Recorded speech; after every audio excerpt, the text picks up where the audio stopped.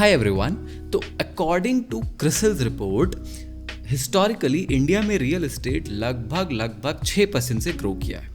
अब जो ये हिस्टोरिकल 6% की ग्रोथ है, ये एक एवरेज अमाउंट है। इसमें ऐसे कई शहर हैं, for example Delhi and Bombay, जहाँ पे हो सकता है 9 से 10% से ग्रो किया हो, and there are some states like Kolkata and Bangalore जहाँ पे अकॉर्डिंग टू दिस रिपोर्ट ये जो ग्रोथ है थोड़ी कम है, अराउंड 5% पे है, राइट। अब यहाँ पे YouTube पे बहुत सारे यूट्यूबर्स हैं जो ये बोलते हैं कि अगर आप इन्फ्लेशन को अकाउंट करते हैं तो रियल एस्टेट में आप पैसा लूज़ करते हैं, यानी रियल एस्टेट जो है वो जनरली आपको इन्फ्लेशन से भी कम रिटर्न देता है। तो उससे मच बेटर है, अगर इन्फ्लेशन से ज़्यादा देता है तो भी उससे मच बेटर है कि उस पैसा को आप म्यूचुअल फंड्स में डालें और ज़्यादा रिटर्न कमाएं। अब यहाँ पर इस चैनल पर मैं बेसिकली आपको ये बताऊंगा कि अगर रियल एस्टेट का रिटर्न 3.5% से भी कम है तो कैसे होम लोन को यूज़ करके आप वो रिटर्न एटलीस्ट 2 to 3x बढ़ा सकते हैं, विच इज़ अमेजिंग, राइट। सो इसको समझने के लिए अब यहाँ पे बहुत लोगों को समझ में पहले ही आ गया होगा कि इस चीज़ को हम बोलते हैं the power of leverage. Home loan gives you the power of leverage, but today हम एक्सेल के थ्रू ये समझने की कोशिश करेंगे कि ये कैसे वर्क करती है और कैसे होम लोन से आपका जो रिटर्न है होम प्राइस का वो कैसे एकदम से बढ़ जाता है। एग्जाम्पल के लिए, अगर कोई घर है जो मैं 100 रुपये में लेता हूँ और अगले साल वो 105 रुपये हो जाता है क्योंकि 5% ग्रोथ है, तो मैं अपने कैपिटल पे सिर्फ 5% रिटर्न नहीं कमाऊंगा। अगर मैंने होम लोन लिया है मैं उससे कहीं ज़्यादा रिटर्न्स कमाऊंगा। कितना ज़्यादा वो हम देखेंगे एक्सेल में। तो एक प्रैक्टिकल एग्जाम्पल की बात करते हैं। तो चलिए एक्सेल शीट में एक प्रैक्टिकल एग्जाम्पल की बात करते हैं। अब मानिए हमारा जो घर है, राइट, वो मान लीजिए है 1 करोड़ रुपए का। हो गया 1 करोड़ हो गया, राइट। हमारा घर 1 करोड़ रुपए का है। अब ऑब्वियसली हम ये अज्यूम करते हैं कि प्रैक्टिकली स्पीकिंग आपके पास 1 करोड़ कैश नहीं है। अगर है तो उसकी बात भी हम वीडियो के एंड में करेंगे, बट मान लीजिए अभी आपके पास 1 करोड़ कैश नहीं है। कितना कैश है? तो मान लीजिए आप डाउन पेमेंट करते हैं, कितने का? आप डाउन पेमेंट करते हैं 20% का, राइट, 20% का। सो बेसिकली जो डाउन पेमेंट का जो अमाउंट है वो I will say down amount which is 20% into 1 crore which is 20 lakhs, right. अब हम लाइव कैलकुलेशन कर रहे हैं, राइट। 20 लाख का आपने डाउन पेमेंट कर दिया, तो आपको लोन अमाउंट कितना लगेगा? आपको लोन अमाउंट ऑब्वियसली कितना लगेगा? आपको लगेगा 1 CR minus 20 lakhs, right. 80 lakhs का आपका लोन अमाउंट है। अब यहाँ पे हमें कुछ अजम्पशंस में खेलना पड़ेगा, बट उस अजम्पशंस की वैलिडिटी हम धीरे धीरे वैलिडेट भी करते चलेंगे लास्ट में, राइट। तो सबसे पहले लोन अमाउंट का आपको इंटरेस्ट रेट चाहिए, राइट। अब लोन अमाउंट का इंटरेस्ट रेट अभी फिलहाल के रेपो रेट के अकॉर्डिंग आपको लगभग 8.5% का मिल जाएगा अगर आपकी ठीक ठाक क्रेडिट प्रोफाइल है।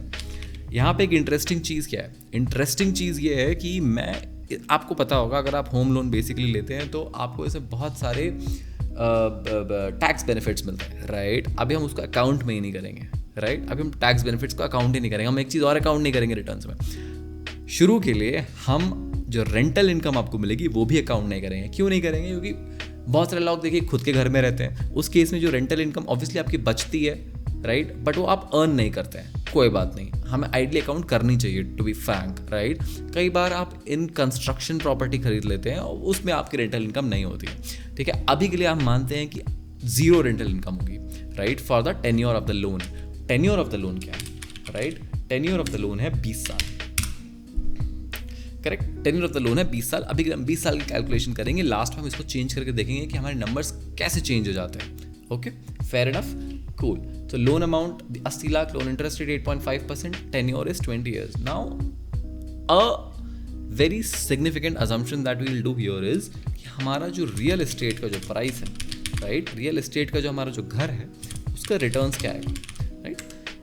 एज पर क्रिसिल्स रिपोर्ट हमने क्या बोला कि रियल एस्टेट 6% से ईयर ओवर ईयर ग्रोथ कर रहा है, which is CAGR essentially. The annual growth rate is 6%, right. अगर आप 100 रुपये का घर खरीदेंगे तो अगले साल 106 रुपये का हो जाएगा, उसके अगले साल 106 इंटू 1.06 हो जाएगा, उसके अगले ऐसे so on and so fourth चलता रहेगा। तो अभी हम मानते हैं कि 6% is the annual growth rate of real estate. Okay, अब हम आते हैं कि अच्छा ठीक है, आपने 80 लाख का लोन लिया है 20 साल के लिए 8.5% इंटरेस्ट पे, आपकी EMI क्या बनेगी? EMI। अब जो आपकी EMI बनेगी, कैसे निकालते हैं EMI? PMT फॉर्मूला है, राइट। इसमें देखते क्या एंटर करना होता है, रेट। द रेट होता है मंथली रेट, दिस बाय 12। फिर होता है number of payments which is 20 years, but आप हर महीने एक पेमेंट करेंगे, राइट। तो आप एक्चुअल टोटल नंबर पेमेंट्स कितने करेंगे, 20 × 12, क्योंकि हर साल में 12 महीने होते हैं, करेक्ट। अब 240 पेमेंट्स करेंगे basically speaking, right. Present value is nothing but loan outstanding which is 80 lakhs, correct. So this, ये माइनस में अमाउंट आता है, तो let me just put minus here, positive amount मिले। तो लोन अमाउंट बन गया 69,426 रुपीज़ का। बाय द वे, अगर आप होम लोन लेने की कोशिश कर रहे हैं और आपको EMI कैलकुलेट करना है, this is one of the best ways to calculate EMI। Home loan agents के ऊपर भरोसा मत करिएगा, ऐसे खुद से कैलकुलेट करिएगा, करेक्ट, ठीक है। 69,426 रुपीज़ की आपकी EMI बनेगी, ओके। तो या आप 20 साल तक पे करेंगे, तो मान लीजिए आप 20 साल तक पे करते हैं, ओके, तो आप कितना पैसा बैंक को दे देंगे, let's calculate that also, right. I would say that is money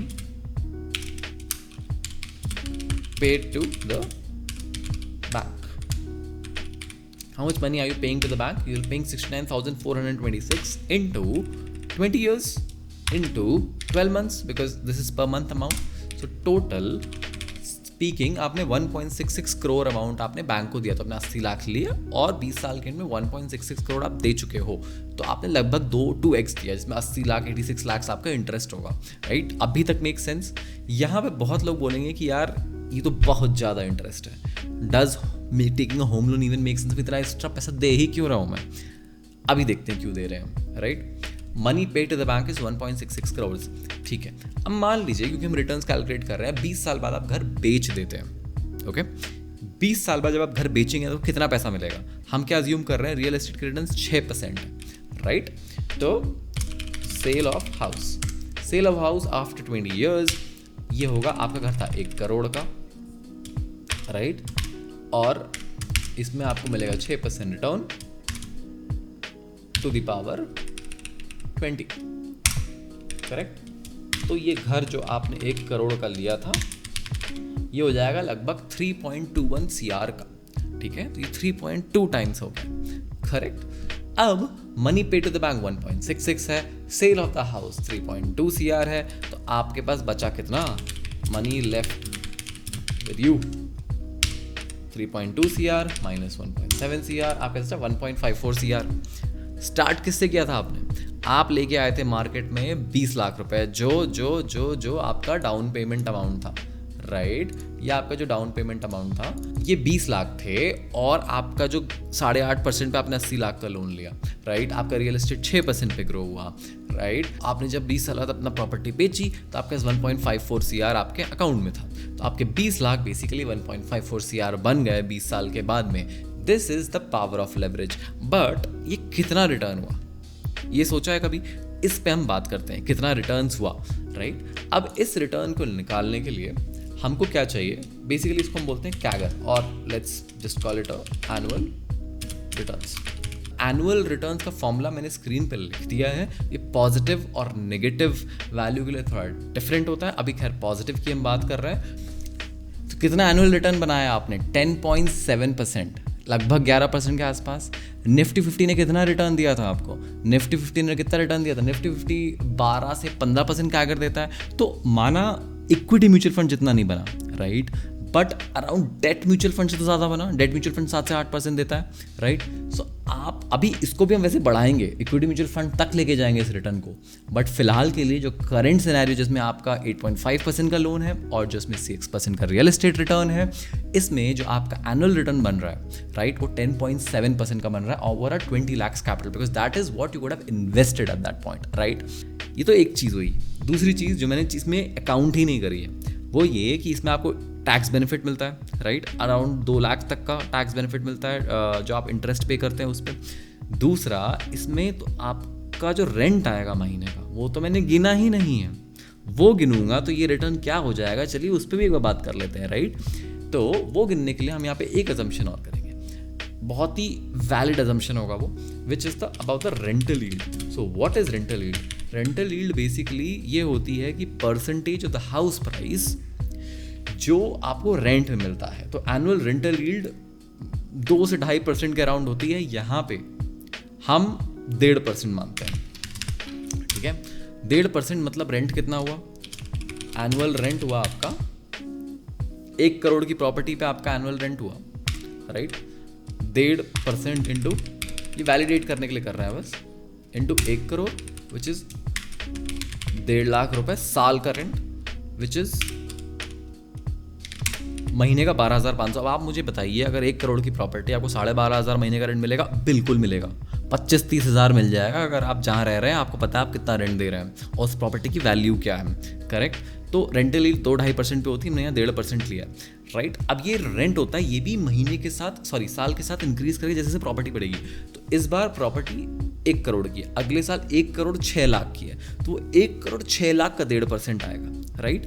तो हर साल आपको ये रेंट्स ऐड करने पड़ेंगे क्योंकि अगले 20 साल तक आपको ये रेंट मिलेगा। तो ये बहुत ही इंटरेस्टिंग है बिकॉज ये सम ऑफ अ ज्योमेट्रिक प्रोग्रेशन है, राइट। बिकॉज यहाँ पे जो अमाउंट्स बन रहे हैं वो ज्योमेट्रिक प्रोग्रेशन में बन रहा है, उसका सम है और उसका 1.5% लेना है हमको, ठीक है। तो उसका जो फॉर्मूला मैं लगाऊंगा, तो जो आपकी रेंटल इनकम बनती है वो बनती है 55 lakhs की, करेक्ट। तो आपका जो टोटल जो money left with you, right, money left with you is basically 55 lakhs plus जो पुराना मनी पैसा बचा था आपके पास 1.5 CR, correct, which is 2.1 CR. Now you've converted those 20 lakhs of down payment to 2.1 CR.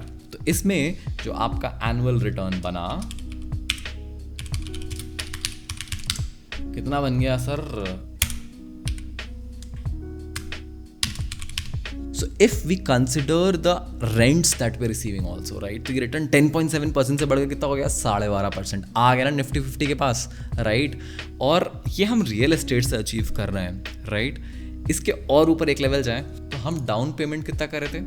20%। तो अब अगर हम डाउन पेमेंट 10% की बजाय 20% की बजाय 10 लाख करें, 10%, क्या हो गया आपका annual return? 13.8%।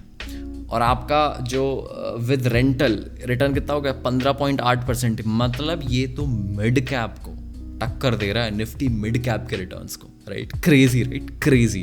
This is the crazy part, right. How you using home loan to increase returns on your house price, correct. Think about this. अब आप बोले तो बहुत ही बढ़िया, इस पर रिस्क क्या है? जब हाई रिटर्न होता है तो हाई रिस्क होता है, बिल्कुल सही।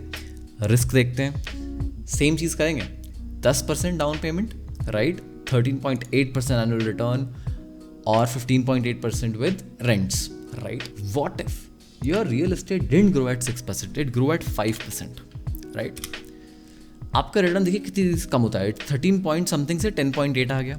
What if your real estate grow by just 4%? Okay, so now your annual return went to 5.9%, still better because your real estate is 4%, but the delta is diminishing now, right? Now, let's say real estate grew by just 3%. कुछ हो सकते हैं शहर जहाँ पे से 3% में grow किया है, right? Suddenly your annual return becomes negative. Even though your real estate grew, you destroyed your wealth.